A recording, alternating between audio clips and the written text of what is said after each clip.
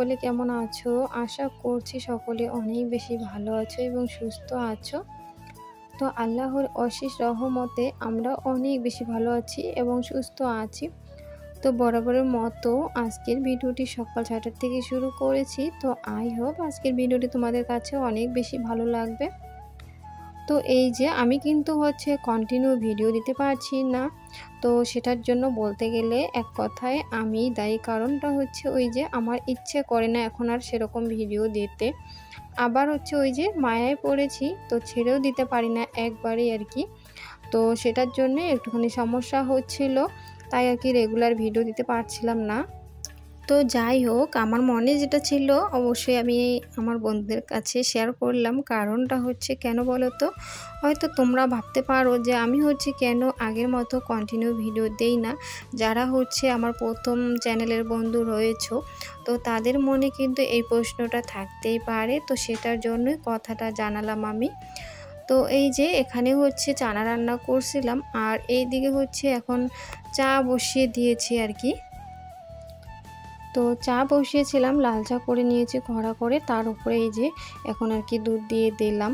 তো যাই হোক, সকালবেলাটা যেটাই দিয়ে নাস্তা করি না কেন, তার সঙ্গে কিন্তু চা না হলে যেন একদম জমেই না, আমার যেন ভালো লাগে না। সত্যি কথা, ওটা একটা অভ্যাস হয়ে গিয়েছে। আর আমি এই মুহূর্তে আর কি মনে হচ্ছে যে আমি তখন কিছু কথা বলছিলাম হাজবেন্ডের সঙ্গে, আর ভয়েস দিতে গিয়ে দেখতে পাচ্ছি যে আমি মানে রিয়েল কিছু কথা বলছিলাম, তো সেটা তো মিউট করে দেওয়া হয়েছে। তো যাই হোক, ওইদিকে চানাটা নিয়ে নিলাম। আর আমার ছেলে তো একদমই এগুলা খেতে ভালোবাসে না। কারণ সে এখন পর্যন্ত ঝাল খেতে পারে না, যে কোনো তরকারিতেই হোক না কেন। তো এই যে এখানে আর কি চাটাও ঢেলে নিলাম, আর অফ ক্যামেরায় খাওয়া দাওয়া সেরে নিয়ে চলে এসেছি। এখন ওই যে রুমের দিকটা একটুখানি গোছগাছ করে নেব, বলতে গেলে বিছানাটা উঠিয়ে নেব। আর আমি সকালবেলা বিছানাটা উঠাতে পারি না এই কারণে, কারণ আমি যেহেতু আগে উঠে পড়ি, আর ছেলে এবং হাজবেন্ড একটু দেরিতেই ওঠে। আর আমি যখন উঠে নিজে ফ্রেশ হয়ে রান্নাঘরের কাজে লেগে পড়ি, তো তখন কিন্তু আর ওই যে আমি এসে বেড কভার বা বিছাবো বা চেঞ্জ করব বা ঠিকঠাক করব, একদমই সেটা হয়ে ওঠে না। তো যাই হোক, কিছু করার নেই। আর যেহেতু এক রুমে এই সমস্ত কিছু না, খুবই কিন্তু খারাপ লাগে। তো তারপরেও কিন্তু কিছু করার নেই, কি আর করা যাবে। তো এই যে এখন বিছানাটা সুন্দর করে গোছগাছ করে নিলাম, আর বালিশগুলো একদম জায়গা মতো সুন্দর করে রেখে দিয়ে এখন ব্ল্যাঙ্কেটটাও ভাঁজ করে রাখছি আর কি। তো জানি না কারা কারা এখন পর্যন্ত ব্ল্যাঙ্কেট গায়ে দাও রাতে।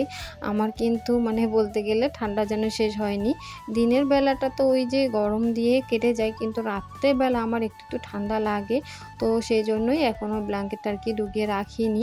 তো ভাবছি ওটা ধুয়ে দিয়ে তারপরেই রাখবো, কারণ ওটা ধুয়ে না দিয়ে এমনিতে রাখলে কিন্তু ভালো লাগবে না আর কি। তো সেজন্যই আর কি এখনও রাখা হয়নি।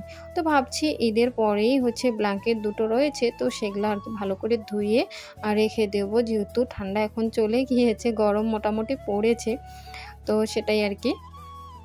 তো আজকে অনেকগুলো কাপড় ধোয়া হয়েছিল, তো কাপড়গুলো আর কি নিয়ে আসলাম। আর এই যে এবার ঈদে সেরকম কিছু শপিং করা হয়নি, কারণ তোমরা তো জানো এই যে অভাবের সংসার বলো আর গরিবের সংসারই বলো, মানে যেটা আর কি বর্তমান ট্রেন্ডিংয়ে চলছে। তো সেটাই বলছি, আমি নিজেকে গরিব প্রমাণ করতে চাই না, কারণ দেখো উপরওয়ালা যতটুকু দিয়েছে সেটা নিয়ে কিন্তু অনেক সন্তুষ্ট আছি, অনেক ভালো আছি, হ্যাপি আছি।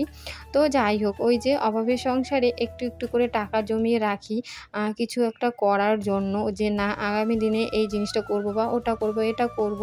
আর আমি না ওই তখন আর কি সেটার থেকে অন্য কোনো বাড়তি খরচা করতে একদমই ভালোবাসি না। তো সেটাই আর কি আমাদের প্ল্যানিং কিছু রয়েছে। তো সব সময় কিন্তু সব কথাই ইউটিউব প্ল্যাটফর্মে বলাটাও সম্ভব না, তাই বললাম না। তো ছেলের জন্য মিশো থেকে গেঞ্জি এবং প্যান্ট অর্ডার দেওয়া হয়েছিল, যেহেতু গরম এসেছে, তো তাই আর কি তোমাদের সঙ্গে একটুখানি শেয়ার করলাম। আর হাজবেন্ড তার এক বন্ধুর বাড়িতে গিয়েছিল, সেখানে যাওয়ার পর একদিন থেকে আর কি এসেছে। তো ওই দিক থেকেই আর কি দুটো গামছা নিয়ে এসেছিল। তো আমি ভাবলাম যে একটুখানি তোমাদের সঙ্গে তাকে শেয়ার করি, সে তো বেশিরভাগই ভিডিওতে আসেই না। তো সেখান থেকে ওই বস্তি বাড়ির রসুন নিয়ে এসেছে। তো সেটাও একটুখানি তোমাদের সঙ্গে শেয়ার করলাম। আর রসুনগুলো ওই যে শুকাতে হবে, তাহলে না বেশ ভালো লাগবে আর কি। আর ওখান থেকে হচ্ছে তরমুজ নিয়ে এসেছে, তো তোমরা এটাকে কে কী নামে চেনো জানি না, তবে আমি যেটা নামে জানি সেটাই বললাম। তো খেতে বেশ ভালো লেগেছে, কারণ জানোই তো বস্তির ওইদিকের জিনিসগুলো কিন্তু মানে গ্রাম এলাকার জিনিস কিন্তু খেতে বেশ ভালো লাগে, যে কোনো জিনিসেই হোক না কেন। তো যাই হোক, গরম পড়েছিল, খেয়েও নিলাম। আর তার সঙ্গে হচ্ছে এখন রসুনগুলো ঢেলে রাখছিলাম আমি।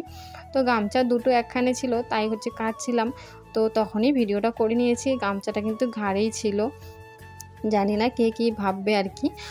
আর একটা কথা যেটা তোমাদেরকে জানিয়ে দেই, এখানে কিন্তু 2 দিনের ভিডিও একখানে রয়েছে, কারণ ওই যে বললাম আমি হচ্ছে বর্তমান ভিডিও ঠিকঠাকভাবে করিও না। তো যাই হোক, তারপরেও যদি আমার এরকম এলোমেলো ভিডিওগুলো দেখতে তোমাদের কাছে ভালো লাগে, তাহলে অবশ্যই লাইক, কমেন্ট, শেয়ার এবং সাবস্ক্রাইব করে দিতে ভুলবেন না। আর যদি বেশি বেশি ভালো লাগে, তাহলে সব সময়ের জন্য পাশে থেকে যাবেন।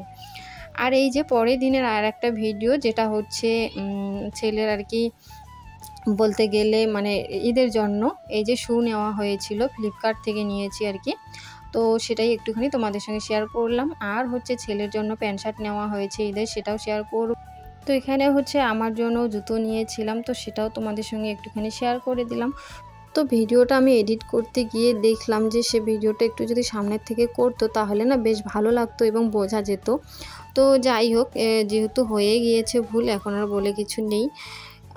এই যে ছেলের জন্য একটা জিন্স প্যান্ট নেওয়া হয়েছে আর কি, আর একটা শার্ট নেওয়া হয়েছে। কারণ হচ্ছে কিছুদিন আগেই হচ্ছে বাড়ি গিয়েছিলাম, তখন অনেক শপিং করা হয়েছে, তাই ভাবলাম যে এখন হচ্ছে না করলেও চলবে, অতটা সমস্যা নেই, যেহেতু আমরা বাইরে আছি, কোথাও যাবও না।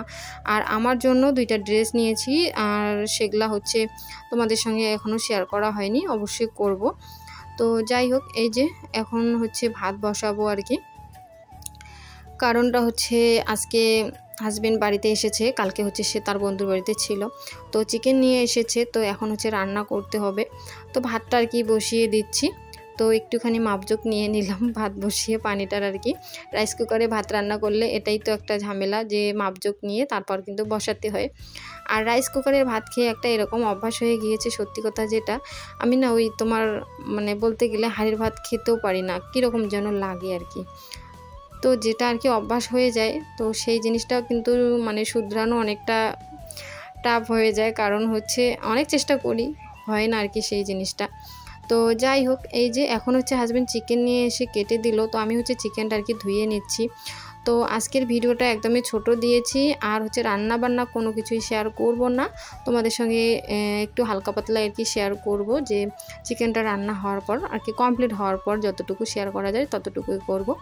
তো এইদিকে হচ্ছে চা খাওয়ার পর যে সন্ধ্যাবেলা ভাড়াগুলো বার হয়েছিল, তো সেগুলোও আর কি এখন আর কি মেজে ঘষে পরিষ্কার করে নিচ্ছি। আর আমার কথা হচ্ছে রান্না করার আগ মুহূর্তে যা কাজ থাকে সমস্ত কিছু সেরে নিয়ে যদি রান্না করা যায়, তাহলে না রান্নায় বেশ মনটাকে ভালো লাগে আর কি, রান্না করতেও বেশ এনার্জি পাই, আমার তো এরকমটাই আর কি মনে হয়। তো যাই হোক, ভিডিওটা কিন্তু দেখতে দেখতে একদম শেষ পর্যায়ে এসে গিয়েছি। যদি ভিডিওটা ভালো লেগে থাকে, তাহলে কিন্তু অবশ্যই চ্যানেলটিকে সাবস্ক্রাইব করে দেবেন, আবারও বলছি।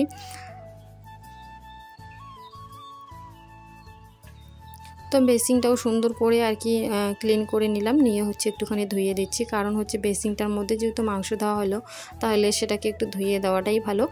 তো এইদিকে হচ্ছে ভাতটা বসিয়ে দিয়ে আবার রাইস কুকারটা একটুখানি মোছামুছি করে দিলাম, কারণ জল থাকে তো সেই জন্য। এই যে আমার ফাইনাল লুক চিকেনের।